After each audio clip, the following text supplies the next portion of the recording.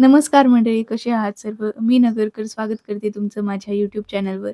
हा माझा first vlog आहे, जो की मी देवगड आणि शनी शिंगणापूरबद्दल शूट केला आहे. आम्ही चाललो होतो वन डे ट्रिपसाठी देवगडला. शनी शिंगणापूर आणि देवगड एकाच रूटला आहे, म्हणून येता येता शनी शिंगणापूरला पण येणार होतो. जाताना लागणारा पांढरीचा पूल क्रॉस केला आणि एका ठिकाणी आम्ही हा गुळाचा चहा पिलो होतो, जो मस्त बनवला होता. हे पहा शनी शिंगणापूर. इथून पुढे गेलो की 5 किलोमीटरवर आहे. पण आम्ही येताना शनी शिंगणापूरला जाणार होतो. नेवासा तालुक्यात आलो की तिथेच देवगड म्हणून एक खूप छान प्लेस आहे, जी आज आपण कव्हर करणार आहोत. तुम्ही कधी आला आहात का देवगडला? हे ठिकाण अहिल्यानगर आणि छत्रपती संभाजीनगर यांच्या अगदी मधोमध आहे. तुम्ही पाहू शकता मंदिराची कमान किती सुंदर आणि रेखीव आहे. अगदी अशाच बदामी रंगामध्ये संपूर्ण मंदिराचं बांधकाम सुद्धा केलेलं आहे. आजूबाजूला सगळीकडे नारळाची झाडं लावलेली होती. सोबतच यांच्या पाण्याची टाकी सुद्धा बदामी रंगामध्येच होती. खूप सकाळी आलो होतो म्हणून गर्दी कमी होती, पण नंतर न जाताना गर्दी वाढली होती. सोबतच इथे भक्त निवास सुद्धा बनवण्यात आले होते. जर इथे कुणी आलं आणि त्यांना स्टे करायचा असेल तर सोय आहे इथे राहण्याची. मंदिराच्या परिसरात काही फुलांची आणि प्रसादांची दुकाने सुद्धा होती आणि मंदिर परिसर एकदम स्वच्छ ठेवला होता यांनी सर्वांनी. ही अजून एक कमान, त्याच पुढे मुख्य प्रवेशद्वार आहे मंदिराचा.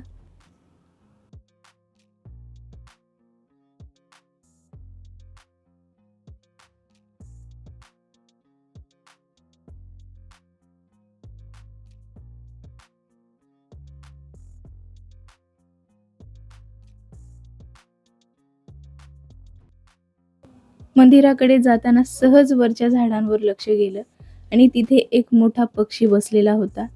साईज मध्ये खूप मोठा होता. तुम्हाला माहित आहे का या पक्ष्याचं नाव? माहित असेल तर नक्की कमेंट करून सांगा.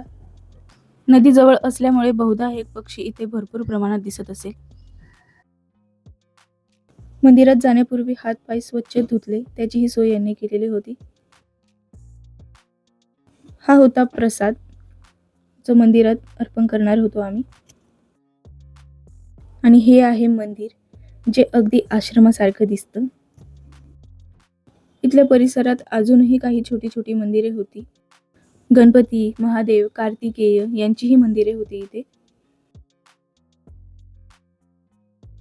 महादेवाच्या मंदिरात जाताना जसे नंदी असतात तशीच इथे गाय होती आणि ती गाय कासवावर होती. आता याचा काहीतरी अर्थ असेल, पण तो मला माहित नाही. मंदिराच्या गाभाऱ्यात शूट करणं अलाव नव्हतं, म्हणून आम्ही फक्त परिसराची शूटिंग घेऊ शकलो.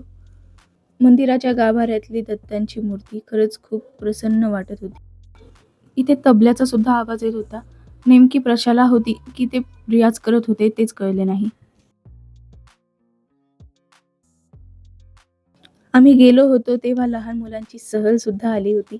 इथे मुलांना खेळून खूप छान वाटलं असेल, कारण हा परिसरच इतका सुंदर आहे. आम्ही स्वतःहून सुद्धा खूप वेळ घातला इथे. मंदिराची स्वच्छताही खूप छान ठेवली आहे यांनी. अगदी कुठेही कचरा वगैरे काहीच दिसत नव्हते.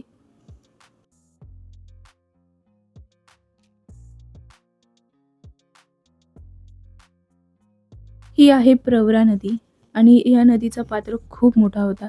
इथे बोटिंग सुद्धा चालू होती आणि मासे सुद्धा होते. माशांना काही टाकलं खायला की ते पटकीने येऊन खाऊन जात होते. मी माझा पाण्यात हात घातला होता तर यांनी माझा बोट सुद्धा खाण्याचा प्रयत्न केला. तुम्ही इथे येणार असाल तर थोडंसं सावधच राहा.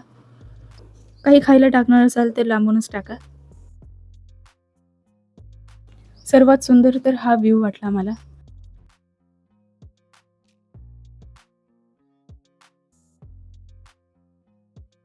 खूप वेळ नदी काठावर घातल्यानंतर आम्ही गेलो बोटिंगसाठी.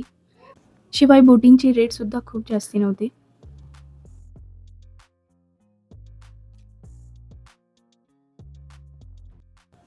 इथले गावातले लोक असे एका किनाऱ्यावरून दुसऱ्या किनाऱ्यावर छोट्याशा बोटने चालले होते. दर्शन करून निघलो आणि पोहोचलो यांच्या भोजनालयामध्ये, जे भक्त निवासच्या खालीच होते. इथे कोणी आलं आणि त्यांना पाणी हवे असेल तर भोजनालयामध्ये बॉटल विकत भेटतात.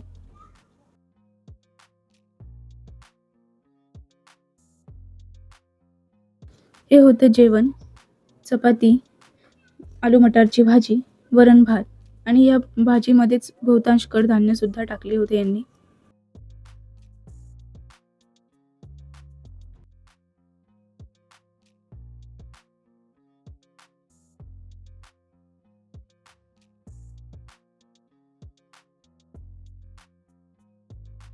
खूप वेळ इथे स्पेंड केल्यानंतर निघालो शनी शिंगणापूरला.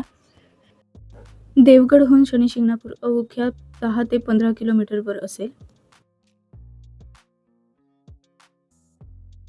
जर कोणी शनी शिंगणापूरला आले तर ते हे मंदिर सुद्धा पाहायला येऊ शकता.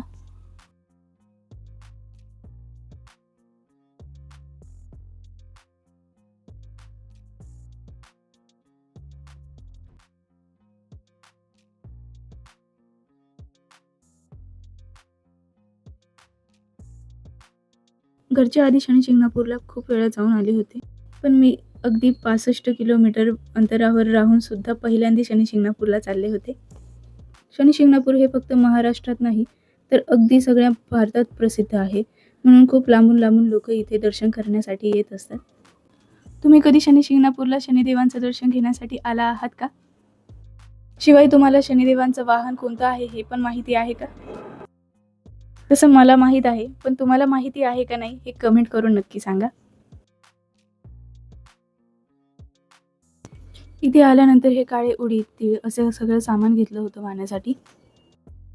ते इथे तुम्हाला कोणत्याही दुकानात भेटून जाईल.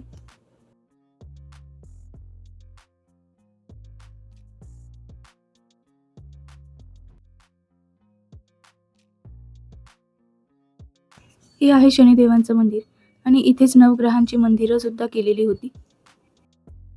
आम्ही आधी पहिल्या गेटकडे चाललो होतो, पण ते बंद होतं म्हणून आम्ही पुन्हा आलो आणि दुसऱ्या गेटकडे गेलो.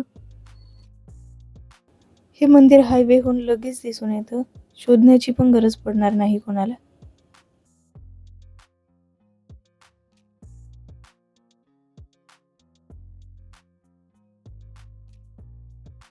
आम्ही इथे आलतो तेव्हा थोडीफार गर्दी झालेली होती, पण मला असं वाटतं की शनिवारी जास्ती गर्दी होत असेल इथे. नीलाञ्जनसमाभासं रविपुत्रं यमाग्रजं छायामार्तण्डसम्भूतं तं नमामि शनैश्चरम्. दर्शन घेतलं आणि निघालो प्रसाद घेण्यासाठी. आणि इथे प्रसाद घेण्यासाठी तुम्हाला आधी टोकन घ्यावं लागतं. ही आहे नारळाची वडी, इथला प्रसाद. आणि हा प्रसाद टेस्टला खूप छान असतो. मला तर खूप आवडतो. इथे पाणी सुद्धा असेल बहुधा, पण आम्ही गेलतो तेव्हा संपूर्ण पाणी आटलेलं होतं. तुम्हीही आमच्यासोबत शनिदेवांचे दर्शन नक्की करा.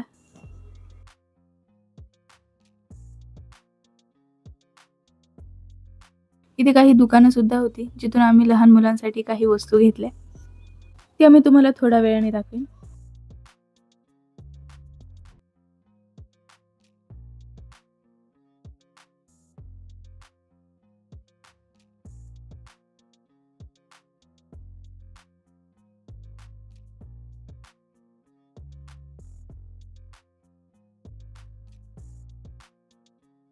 निघालो आम्ही पुन्हा घरी दर्शन घेऊन अहिल्यानगरकडे, जे माझं स्वतःचं गाव आहे.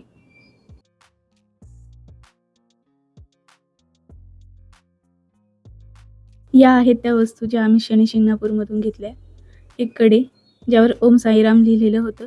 त्याचबरोबर हे बबल, जिथेही जावा पोरांना हे दिसतं. हा प्रसाद शनी शिंगणापूरचा, जो येता येता आम्ही एक फस्त केला. आणि हे देवगडमधले प्रसाद. एक नारळाचा लाडू होता आणि एक बुंदीचा. ब्लॉग आवडला असेल तर चॅनलला सबस्क्राईब करायचं विसरू नका. भेटूया नवीन व्हिडिओमध्ये लवकरच. धन्यवाद.